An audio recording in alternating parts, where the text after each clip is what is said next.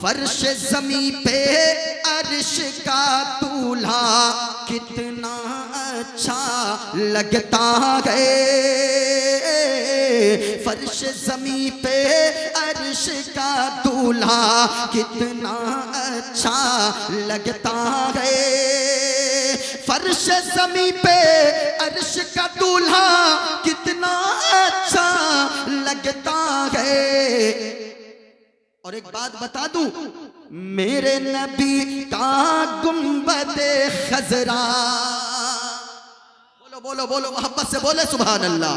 याद रखना लोगों, अल्लाह ने अगर दौलत से नवाजा गए, गुंबदे खजरा जरूर देख लेना जाकर। ये गुंबदे खजरा जब तस्वीर में इतना खूबसूरत है तो फिर सामने से देखते गए आशिक तो आंसू के कतरे निकलते गए और जबान से यही गुनगुनाते गए, फर्श ज़मीं पे अर्श का दूल्हा कितना अच्छा लगता है।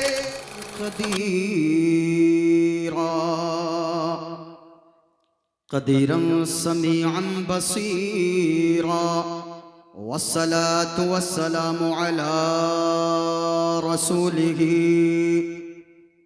अरसलहु शाहिदन व मुबश्शिरन व नज़ीरा।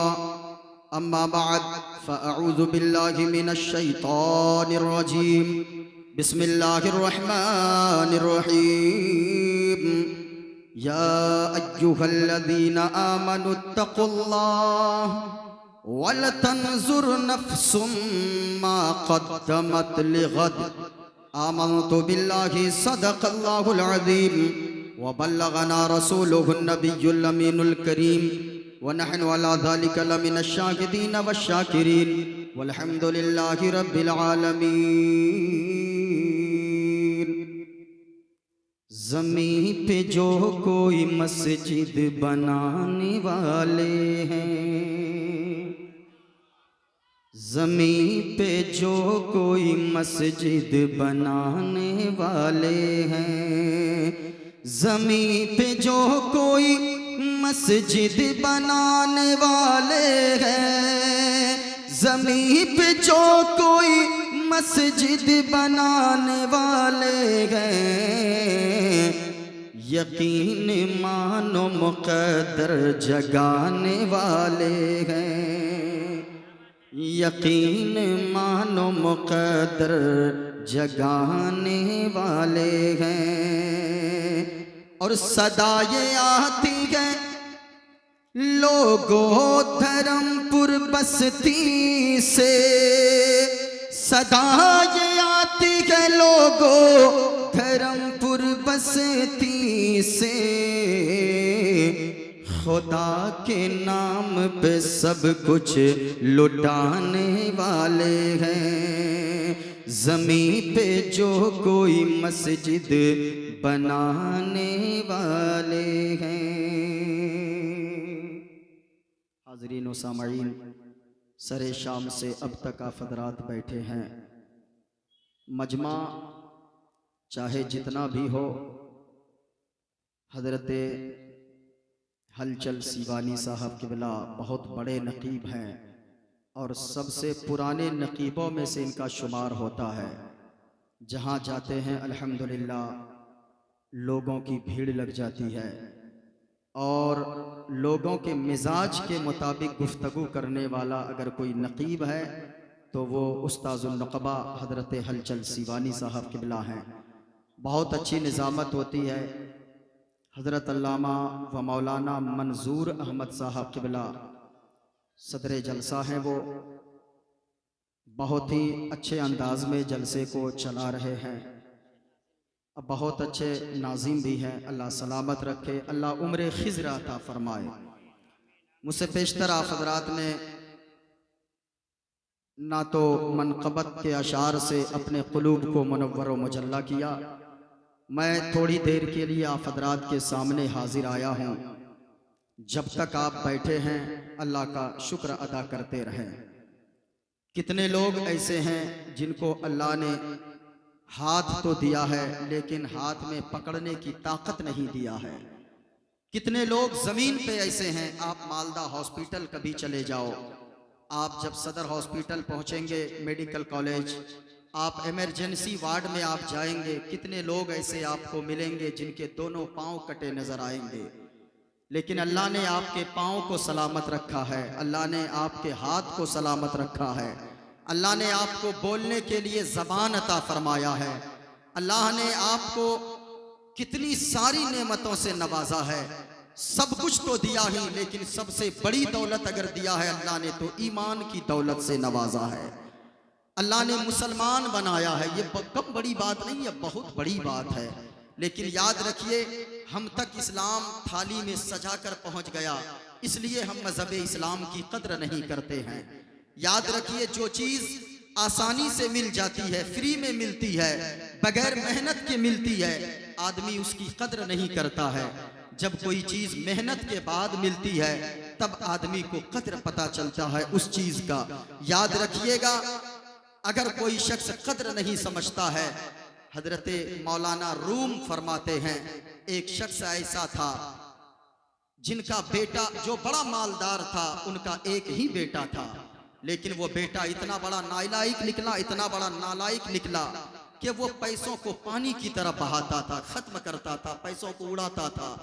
एक दिन बाप ने जब देखा मेरा बेटा पैसे की कद्र नहीं करता है, बाप ने कहा, बेटा जब बाहर से आया, बाप थक हार के बैठ गया, कहने लगा, बेटा दवा के लिए मेरे पास पैसे नहीं हैं, बहुत ज्यादा गुर्बत आ गई है, सेहत भी काम नहीं कर रही है, ऐसा करो हमें 50 रुपए ला कर दो, हम दवा लेंगे। जब इतना कहा ना, कहा कि हम मेडिसिन लेंगे, 50 रुपए दो। बेटा कहने लगा, बाबा जी बस 50 रुपए की बात है, बस अभी ला कर देता हूँ। गया बाहर, एक दोस्त से कहा, दरवाजा ढगढगाया, कहा कि मेरे दोस्त 50 रुपए की जरूरत है। कहा कि तेरे लिए जान हाजिर है मेरे यार। 50 रुपए निकाला, दे दिया, लाकर अपने अब्बा के हाथ में दिया। अब्बा ने हाथ में पैसे लिया, दवा नहीं खरीदा, वो मेडिसिन नहीं खरीदा, बल्कि अब्बा उठा, बगल में कुआं था, 50 रुपए की नोट जाके कुएं में डाल दिया। बेटा कुछ नहीं बोला, फिर चला गया। दूसरे दिन सुबह फिर बेटा उठा, बाप बैठा था चारपाई पे, कहने लगा, बेटा ये बताओ, बड़ी गुर्बत आ गई है, दवा के लिए पैसे नहीं, हमें 50 रुपए चाहिए। कहा कि बस इतने से रुपए, कोई बात नहीं है। फिर गया दोस्त के पास, दरवाजे पे दस्तक दिया, कहा कि 50 रुपए चाहिए दोस्त। कहा कि लो, 50 रुपए निकाला, लिया, दौड़ के आया, कहा कि अब्बा जी लीजिए। अब बाप ने फिर पैसे लिया, चारपाई से उठा बाप और जाकर कुएं में फिर 50 रुपए डाल दिया। दूसरे दिन भी बेटा कुछ नहीं बोला। तीसरे दिन जब बाप ने कहा ना, बेटा 50 रुपए की जरूरत है, फिर जब गया दोस्तों के दरवाजे पे, दोस्त ने दरवाजा बंद कर लिया कि इनकी तो रोजाना की हालत यही हो गई है, रोजाना की इनकी फिक्र यही हो गई है, आदत सी बन गई है, रोजाना पैसे मांगने आता है। दोस्त ने दरवाजा बंद कर दिया। दूसरे दोस्त के दरवाजे पे गया, वो भी हाथ खड़ा कर दिया। तीसरे के पास गया, वो भी हाथ खड़ा कर दिया। अब जब किसी ने नहीं दिया, कुल्हाड़ी उठाया और वो फावड़ा उठाया, चला गया मजदूरी करने, खेतों में काम करने। जब वो काम किया ना, हाथ में छाले पड़ गए, कभी काम तो किया नहीं था। 50 रुपए शाम को दिया मालिक ने, घर आया, बाप के हाथ में 50 रुपए दिया। बाप फिर रोजाना की तरह उठा, कुएं में पैसा जाकर डाला। बेटा झुंझला गया, कहने लगा कि बाबा जी आपको पता नहीं है ये पैसे कहाँ से आते हैं, आपको पता नहीं पैसे कैसे कमाए जाते हैं, इस 50 रुपए की कद्र आपको नहीं मालूम है। देखे मेरे हाथ में छाले पड़ गए हैं। बाप ने कहा, मेरे लाल तुझे आज 50 रुपए की कद्र समझ में आ गई, तू जवान हो गया 25 साल का, तूने मेरे पैसों को पानी की तरह बहा दिया है, तुझे कद्र समझ में नहीं आई। आज जब मेहनत करके 50 रुपए कमा कर लाया है, तब तुम्हें कद्र समझ में आ रही है। मैं आपसे कहना चाहूंगा, यही वजह है लोगों, आप भी इस्लाम की कद्र को नहीं समझते हो। अल्लाह ने ईमान वाला बनाया है, आप ईमान की कद्र को नहीं समझते हो। याद रखना, जिस दिन आपने ईमान की दौलत को समझ लिया, पूरी दुनिया की दौलत एक तरफ रख दोगे, आप ठोकर मार दोगे। ईमान की दौलत जो अल्लाह ने अता फरमाया है, उस पे तुम फख्र महसूस करोगे। इसलिए साहिबो, अल्लाह ने ईमान वाला बनाया है, अल्लाह ने मुसलमान बनाया है। अल्लाह का शुक्र अदा करते रहो। जहाँ ये शुक्र अदा करते हो, या अल्लाह तूने मुझे गाड़ियाँ दिया है, या अल्लाह तूने मुझे बंगले दिया है, या अल्लाह तूने मुझे मकान दिया है, या अल्लाह तूने मुझे ज़मीनों जायदाद दिया है। जहाँ इन चीज़ों के शुक्र अदा करते हो, कभी रब की बारगाह में सजदे में सर रख कर दुआ करना और अल्लाह का शुक्र अदा करना, या अल्लाह हमें तूने कुछ नहीं दिया, कोई बात नहीं गए, लेकिन तूने मुझे ईमान की दौलत अता फरमाया है। अगर ये आपकी सोच हो गई तो यकीनन याद रखिएगा, आपको इस्लाम में जीने का मजा आ जाएगा। ईमान की लज्जत आप महसूस करेंगे, ईमान की मिठास आप महसूस करेंगे। इस वजह से आप जितने लोग बैठे हैं हमेशा अल्लाह का शुक्र अदा करते रहें। अल्लाह ने हाथ दिया है, अल्लाह का शुक्र अदा करते रहें। आज बेचैनी बड़ी फैली है। आज की तकरीर में मैं आपको कुछ बातें बता दूंगा, इंशाअल्लाह मैं रुखसत हो जाऊंगा। गौर से मेरी बात आप सुनिए। एक बात आज मैं आपको ये बताऊंगा, आप देखते होंगे आज लोगों के पास 3 मंजिला मकान बनवा लिया, 3 तल्ला मकान बनवा लिया, 50 लाख की गाड़ी खरीद लिया, 20 लाख का बंगला बनवा लिया, 50 बीघा जमीन का मालिक हो गया, सारी चीजें उनके पास है। एक बेटा मालदा में डॉक्टर है, एक बेटा कलकत्ता में डॉक्टर है, एक बेटा फला जगह इंजीनियर है, एक बेटा फला जगह मास्टर है। सारी सहूलतें उनके पास मौजूद है, लेकिन आप उससे पूछिए आपके पास सारी चीजें आ गई, बहुत सुकून होगा जिंदगी में, बड़ी खुशहाली होगी जिंदगी में। वो कहेंगे कि सब कुछ तो अल्लाह ने दिया है, लेकिन अल्लाह ने हमें सुकून की दौलत से महरूम रखा है। सब कुछ तो दिया है, लेकिन हमारी जिंदगी में सुकून नहीं है। सुकून कहां से आएगा? इंशाअल्लाह आज की तकरीर में मैं आपको बताऊंगा। अगर आपने मेरी बातें सुन लिया, अगरचे आप गरीब होंगे, लेकिन अल्लाह की कसम कहता हूं यहां से उठेंगे अल्लाह ताला दिल में सुकून की दौलत अता फरमा देगा। लेकिन ये सुकून का नुस्खा किसी दुनियादार से नहीं पूछना है, मदीने वाले मुस्तफ़ा से पूछना है, हजरत फातिमतुज़ ज़हरा के बाबा से पूछना है, नबियों के सरदार से पूछना है, आमना के लाल से पूछना है। अगर आप हुजूर के बताए हुए नुस्खे पे अमल करेंगे, झोपड़ी में रहेंगे, उसी झोपड़ी में अल्लाह सुकून की दौलत अता फरमा देगा। एक बात मैं ये बताऊंगा आज अपनी तकरीर में, दूसरी बात आज मैं ये बताऊंगा। बातें तो मेरे पास बहुत सारी हैं, लेकिन अगर आप सुनना चाहेंगे मैं एक बात ये बताऊंगा। माँ बहनें भी कसीर तादाद में है। मैं ये बताऊंगा आज सारी दुनिया के लोग हम यहाँ बैठे हैं, किस लिए बैठे हैं? अल्लाह जन्नत दे दे। ये हजरत बैठे मौला मंसूर साहब किबला, ये कहेंगे हमेशा दुआ मांगो अल्लाह जन्नत दे दे।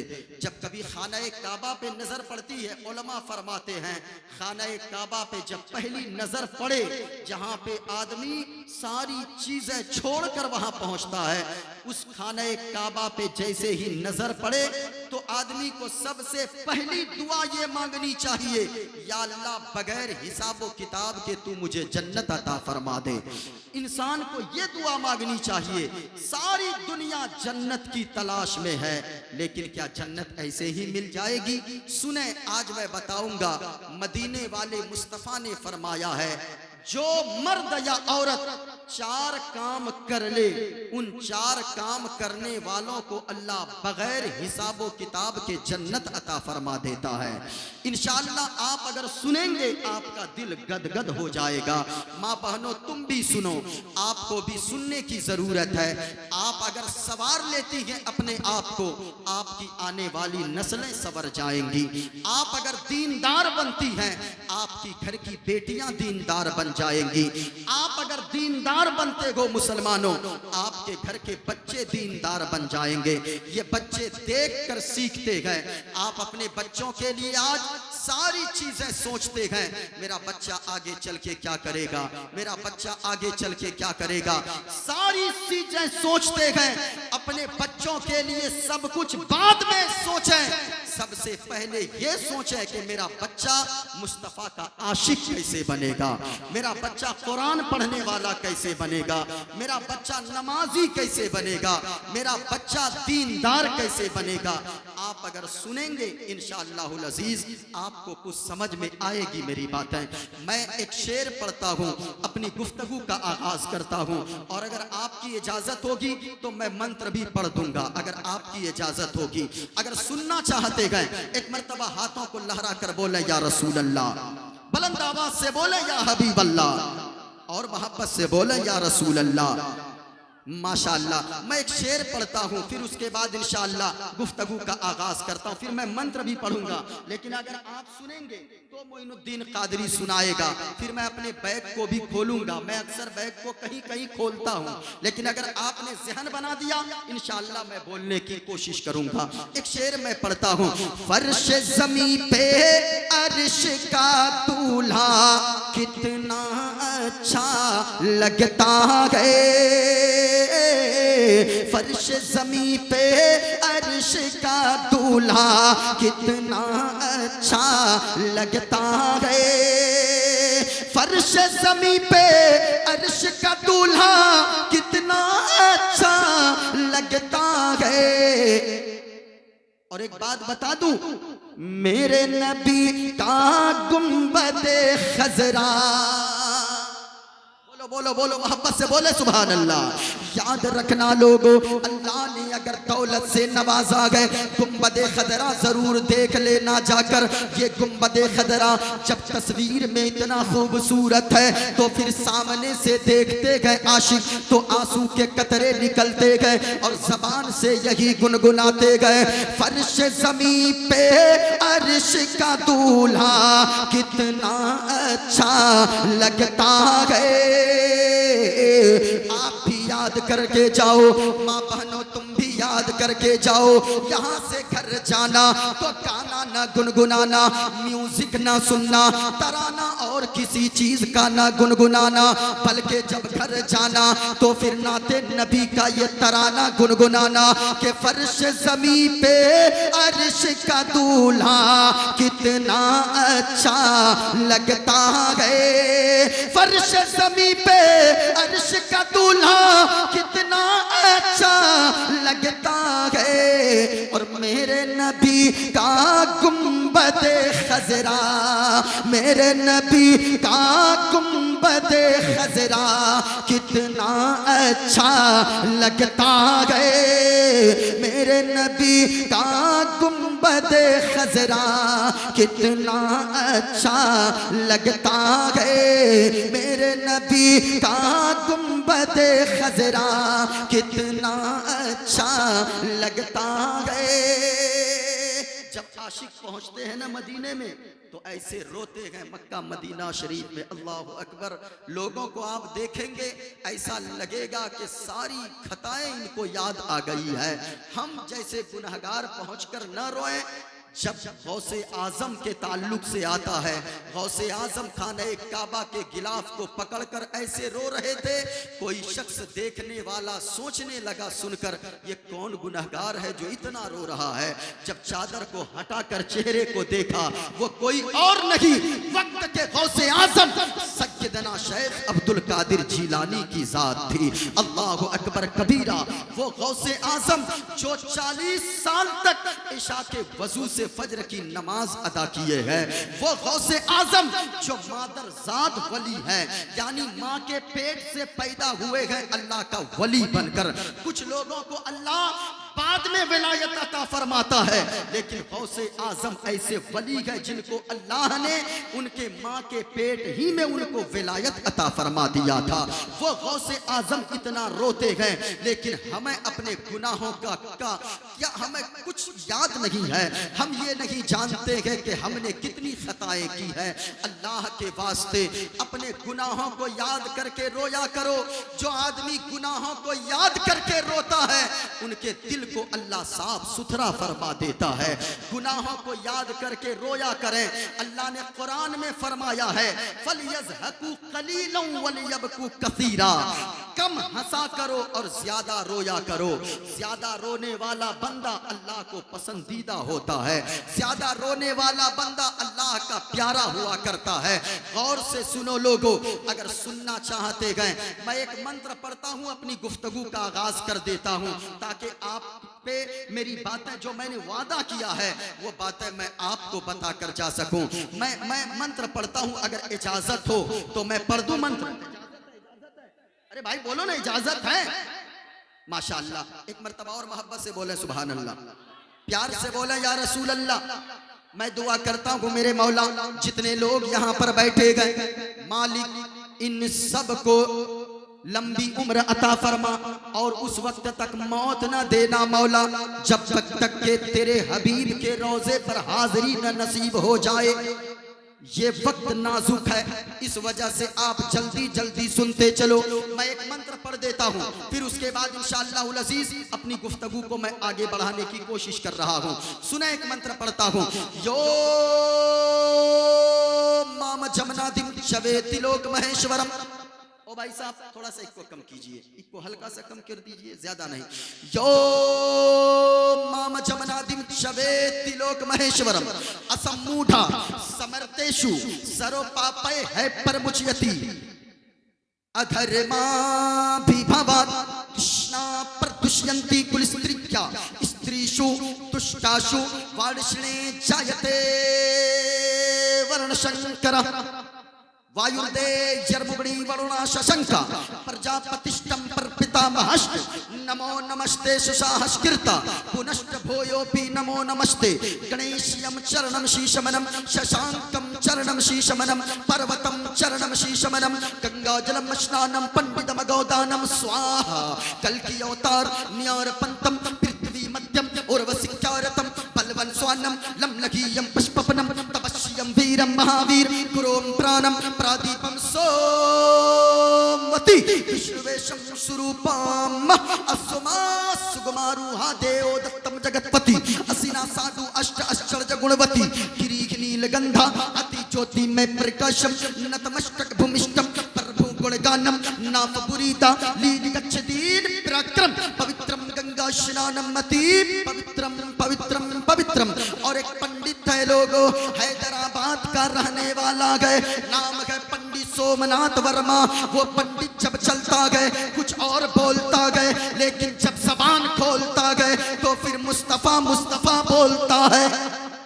और वो पंडित कहता गए, लोगों सुनो सुनो, मुस्तफा का पैगाम क्या गए, मुस्तफा के पैगाम को जमाने वालों के सामने आम करता गए। और वो पंडित कहता गए, लोगों शरणय गुरु निमगा सुखे सागर अत्याचार मगा शुभ सागर चरणन गे गुरु नाम उजागर कृपा करोगे शुभ नाम सुख सागर गुरु हर कृपा मनोगर पावे अत्याचार मगा सुख पावे। और जय गुरु नामे नामे कर जय बे, जय गुरु नामे नामे कर जय बे, बिना मुहम्मद पार न होए बे।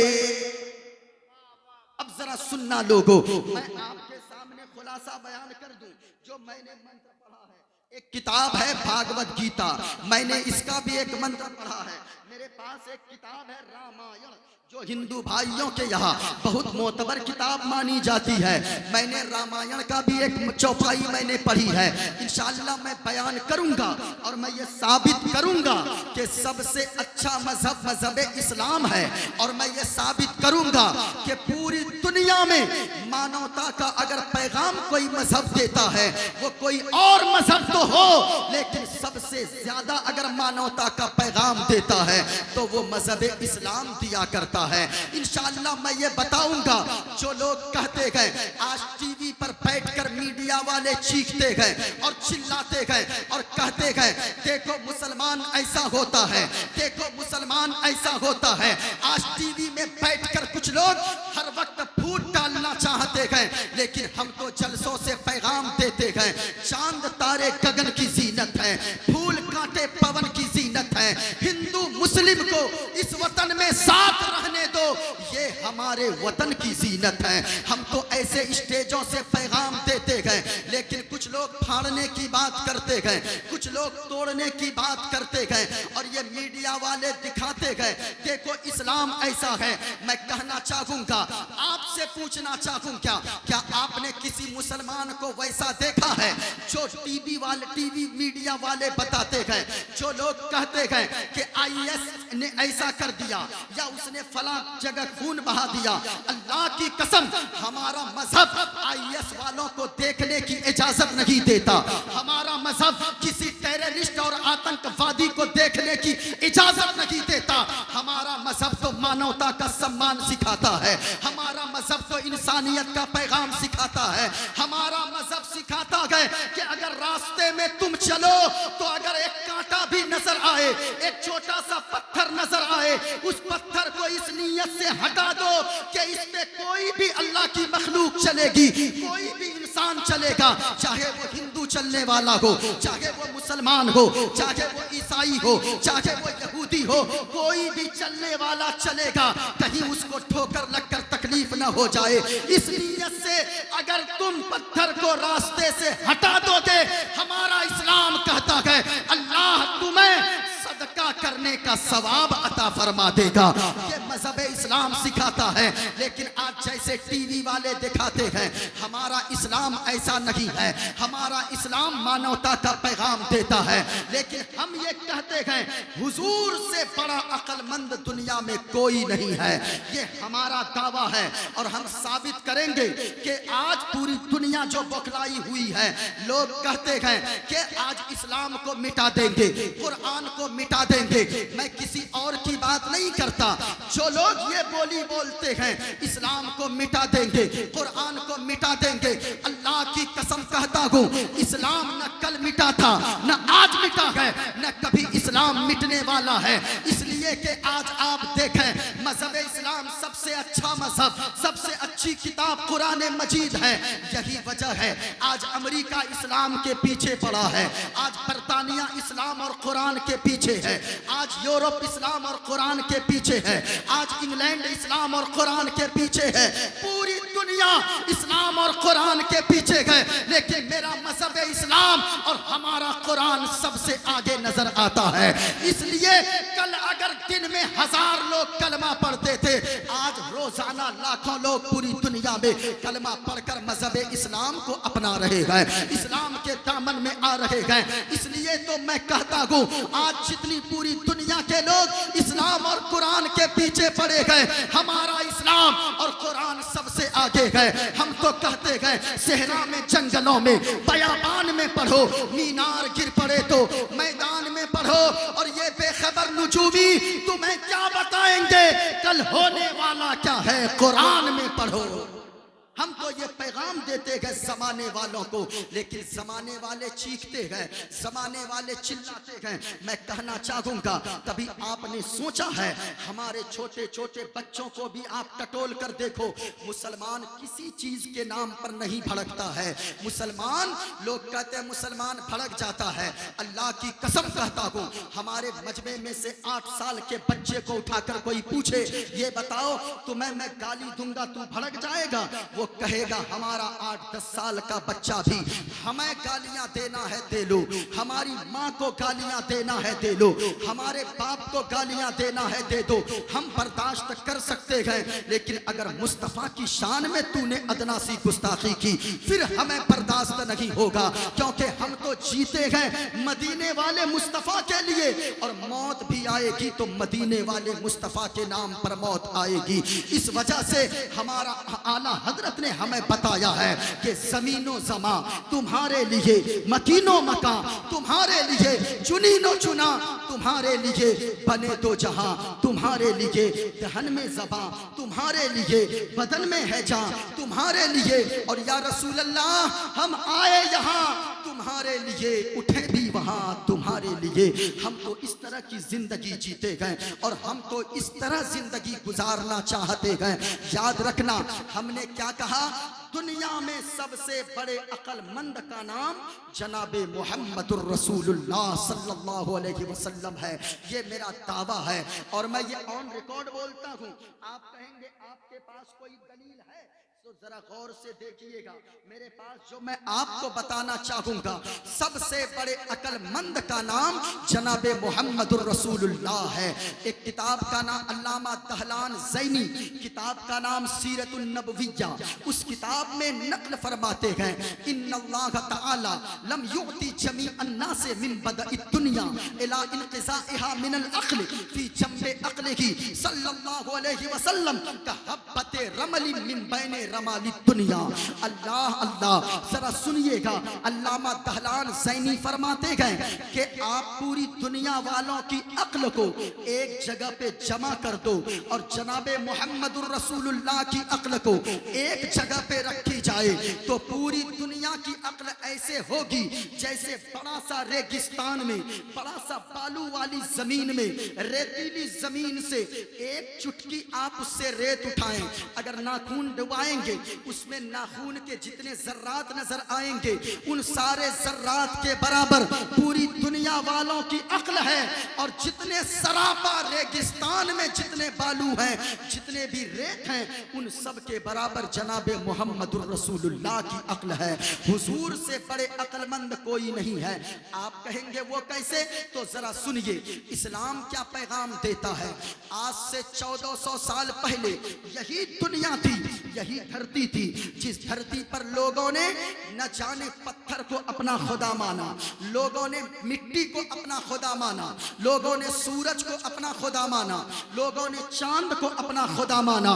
इसी धरती पर जब लोगों ने देखा जमीन को, तो जमीन के सामने हाथ जोड़कर लोग खड़े हो गए और जमीन की पूजा करने लगे, जमीन की इबादत करने लगे और कहने लगे, ए जमीन तू बड़ी ताकतवर है, तू तो हमें बाजरा भी देती है, तू हमें मक्का भी देती है, तू हमें जौ भी देती है, तू हमें धान भी देती है, तू हमें काजू किशमिश बादाम भी देती है। ओ जमीन तू सारी चीजें देती है, तुझसे जो जमीन, तुझसे जो पैदावार होती है उन चीजों को मैं खाता हूँ तो मैं बड़ा भी होता हूँ, और जब मैं मर जाता है इंसान तो फिर इंसान मिट्टी में जाता है, इसी मिट्टी के दाने, उगे हुए दाने को खाकर आदमी बड़ा होता है, फिर जब मर के मिट्टी में जाता है तो ये जमीन इंसान की हड्डी तक को खा जाती है। आदमी कहने लगा, ओ जमीन you are our god, you are praying for you. ओ जमीन तू मेरा खुदा है, मैं तेरी इबादत करूंगा, मैं तेरी परस्तिश करूंगा। लेकिन लोगों ने देखा, एक मिट्टी का ठेला एक शख्स ने लिया, 100 ग्राम के मिट्टी का ठेला, 50 ग्राम का एक पत्थर हाथ में लिया, पत्थर से 100 ग्राम के मिट्टी के ढेले को टकराया, 50 ग्राम के छोटे पत्थर से मिट्टी का बड़ा सा ढेला टकरा कर चकनाचूर हो गया। तो लोगों ने कहा, ओ मिट्टी 100 ग्राम तू 50 ग्राम पत्थर से टकरा कर चकनाचूर हो गई, तू मेरा खुदा नहीं हो सकता है। लोगों ने पत्थर को अपना खुदा माना, लोगों ने पहाड़ को अपना खुदा माना, लोगों ने बड़े बड़े चट्टानों को अपना खुदा मान लिया। और जब पत्थर की पूजा शुरू कर दिया लोगों ने, आप छत्तीसगढ़ इलाके में चले जाओ, आप झारखंड के राजमहल इलाके में चले जाओ, आप झारखंड के साहेबगंज इलाके में चले जाओ, ऐसी ऐसी मशीनें वहां मौजूद है, जिस मशीन में बड़ा सा बड़ा चट्टान अगर रख दिया जाए तो बड़े से बड़े पत्थर को मशीन पीस कर पाउडर बनाकर उड़ा देती है, मशीन पीस कर उसे धुआं की तरह उड़ा देती है। लोगों ने जब देखा कि लोहा के कब्जे में आकर पत्थर चकनाचूर हो गया और वो पत्थर बिल्कुल सुरमा की तरह बन गया, लोगों ने कहा, ओ पत्थर तू मेरा खुदा नहीं हो सकता है। लोगों ने फिर लोहे को अपना खुदा मान लिया, लोगों ने बरसों लोहे की पूजा करता रहा। जब लोग बरसों लोहे की पूजा करते रहे, लोगों ने कहा, लोहा तू बड़ा मजबूत है, तूने पत्थर को भी तोड़ दिया, तूने पत्थर को सुरमा बनाकर उड़ा दिया। अब लोगों ने लोहे की पूजा करना शुरू किया, लोगों ने लोहे की इबादत किया बहुत दिनों तक। अचानक लोगों ने देखा कि एक आग जल रही है, उसमें लोहे के रड को डाला, सरिया को डाला, 2 घंटे के बाद, 1 घंटा के बाद लोहा इतना पक गया कि उसे पीट पीट दीगर लोहार ने एक हाथ के लोहे को 2 हाथ का बना दिया। अब कहा कि ओ लोहा, तू मेरा खुदा नहीं हो सकता है, बल्कि तू तो आग में जाकर पिघल गया। आग की लोगों ने पूजा शुरू कर दिया, आग की लोग इबादत करने लगे। जब आग को लोग अपना खुदा मानने लगे, अचानक बारिश हो गई। बारिश के चंद कतरात उस आग पे जैसे ही पड़े, आग बुझ गई। अब लोगों ने देखा कि पानी को लोग खुदा मानने लगे, नदी तालाब की पूजा करने लगे, गंगा और जमुना की लोग पूजा करने लगे, पानी को लोगों ने अपना खुदा मान लिया। जब साइंस और तरक्की करने लगी, साइंसदानों ने और ज्यादा मेहनत किया, साइंसदानों ने और ज्यादा जब मेहनत करके आगे बढ़ने की कोशिश किया, तो साइंसदानों ने तहकीक ये किया, गौर से सुनिए, तहकीक ये किया कि ये जो पानी है, कैसे बारिश कैसे होती है।